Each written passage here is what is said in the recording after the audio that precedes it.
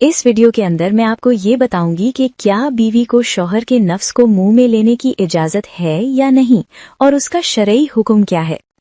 Oral sex के बारे में अक्सर सवालात आते हैं, लेकिन बहुत से लोग इस पर बात करने से झिझकते हैं और उसे नापसंदीदा समझते हैं। मगर हकीकत ये है कि हकीकी दुनिया में रहने वाले लोग जानते हैं कि इस मौजू पर बात करना कितना जरूरी है। इसीलिए मैंने सोचा कि क्यों ना इस पर खुलकर गुफ्तगू की जाए।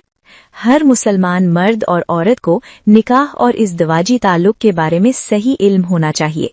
इस्लाम में मियाँ बीवी के दरमियान जिस्मानी ताल्लुक की इजाजत दी गई है और उन्हें नेकी शुमार किया जाता है, मगर शर्त ये है कि वो शरीयत की हुदूद में रहें। कुरान मजीद में आया है, तुम्हारी बीवियां तुम्हारे लिए खेतियां हैं, बस तुम अपनी खेतियों में जैसे चाहो आओ। इससे जाहिर होता है कि मियाँ बीवी मुख्तलिफ तरीकों से ताल्लुक कायम कर सकते हैं, मगर शरीयत ने कुछ हुदूद भी मुकर्रर की हैं। अहम बात यह है कि अल्लाह का नाम लेने वाली, नबी करीम सल्लल्लाहु अलैहि वसल्लम पर दुरूद भेजने वाली जुबान और कुरान की तिलावत करने वाले मुंह को नापाक मकसद के लिए इस्तेमाल नहीं करना चाहिए।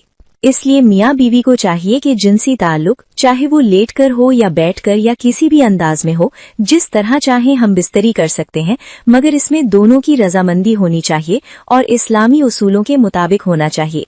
इसके अलावा मोहब्बत, बोसो किनार और रोमानी बातचीत जैसे जायज तरीकों से कुर्बत बढ़ाई जा सकती है, मगर अपने मुंह और जुबान को गंदा ना करें।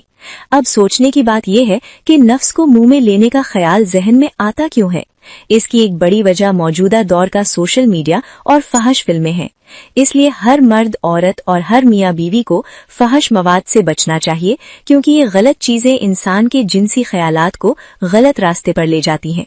मियाँ बीवी को चाहिए कि शरीयत में बयान करदा जायज जिस्मानी ताल्लुक, मुख्तलिफ पोजीशंस, बोसो किनार और प्यार के तरीकों पर अमल करें, मगर गलत तरीके से एक दूसरे को जिनसी लज्जत ना दें। तो इस वीडियो का मुख्तसर निचोड़ ये है कि मर्दो औरत का एक दूसरे की शर्मगाह को चाटना या बीवी के लिए शौहर का जिक्र मुंह में लेना मकरूह है और ये अमल गैर शरीफाना और गैर मुहज्जब समझा जाता है। मियाँ बीवी का एक दूसरे की शर्मगाह को देखना भी गैर मुनासिब है।